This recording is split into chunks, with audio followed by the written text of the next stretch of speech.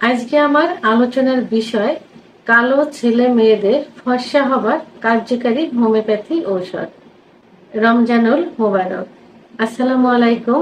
আমি প্রভাষক রিক্তা পারভিন, হোমিওপ্যাথি এবং আয়ুর্বেদিক চিকিৎসক।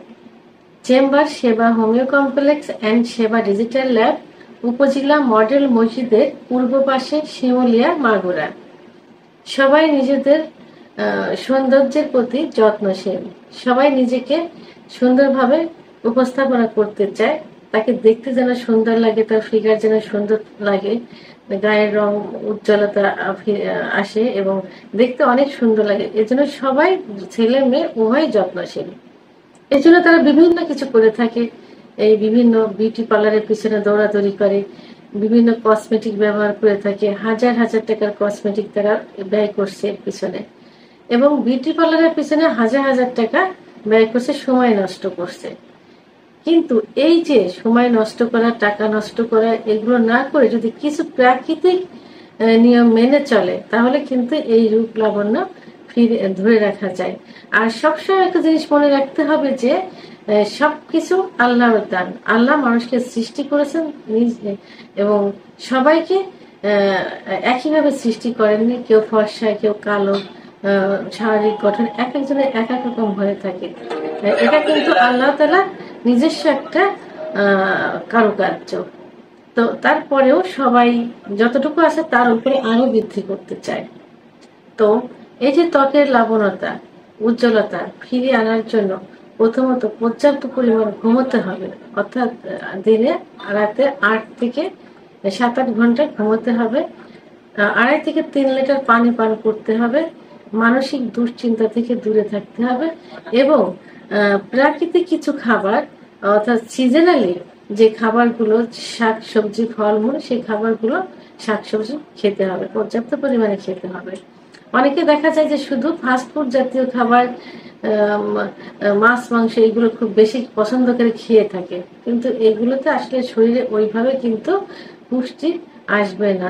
অর্থাৎ ত্বকের জন্য কিন্তু এগুলো ওইভাবে কাজ করবে না।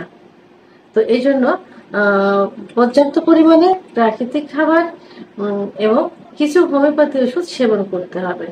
তো আজকে আমি কার্যকারী কিছু হোমিওপ্যাথি ওষুধ নিয়ে আলোচনা করব। প্রথমে যে ওষুধটি বলবো, 1 নম্বর ওষুধটি হলো আয়োডিয়াম।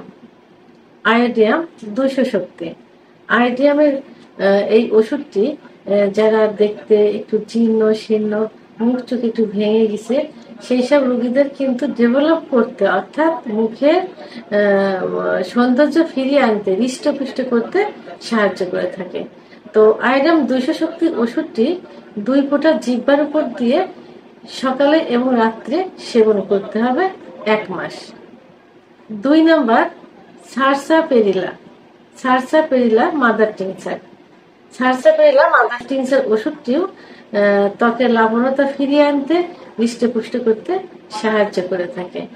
তো এই ওষুধটি 10 ফোঁটা ঠান্ডা পানি সহ দিনে 3 বার সেবন করতে হবে, খাবার আধা ঘন্টা আগে অথবা আধা ঘন্টা পরে। 3 number berberis aquifolium mother tincture.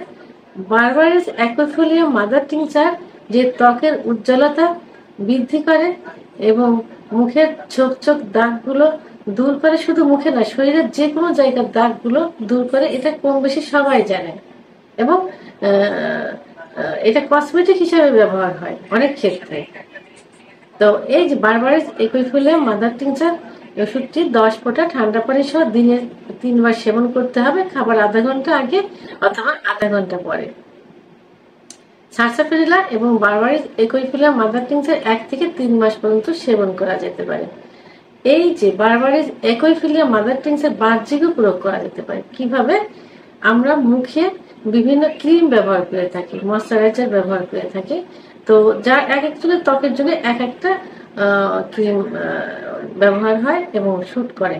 তো যে যেটাই ব্যবহার করে থাকে তার সঙ্গে 4-5 ফোঁটা বারবারিস একুইফোলিয়াম মিক্সড করে মুখে ব্যবহার করলে কিন্তু মুখের ত্বকের লাবণ্যতা ফিরে আসবে এবং তার আরো উজ্জ্বলতা বৃদ্ধি পেয়ে যাবে। এবং এই বারবারিস একুইফোলিয়াম যারা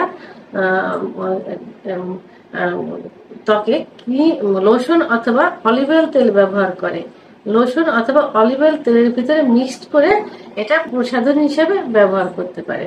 তাহলে এই যে বগুলের কালো দাগ, কুচকির কালো দাগ, পেটের যে একটা ছোপ ছোপ দাগ থাকে, বিশেষ করে যাদের বাচ্চা হবার পরে যে অথবা একটু বয়স হলে এই দাগগুলো কিন্তু উঠে যায়। পায়ের গোড়ালি ওখানে পায়ে এক ধরনের দাগ হয়ে যায়, নি জয়েন্টের ওখানে হাঁটুতে এক ধরনের দাগ হয়ে যায়।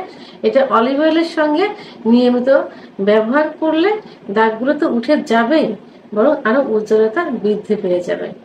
তাহলে বারবারই একই ফিল্ম খাবারের পাশাপাশি অবশ্যই বাহ্যিক প্রয়োগ করতে হবে। তো বন্ধুরা, আমার ভিডিওটি সম্পর্কে যদি কোনো মতামত থেকে থাকে অবশ্যই কমেন্টসের মাধ্যমে জানাবেন। আর ভিডিওটি ভালো লাগলে লাইক, কমেন্ট, সাবস্ক্রাইব করে আমার সঙ্গে থাকুন। আল্লাহ হাফেজ।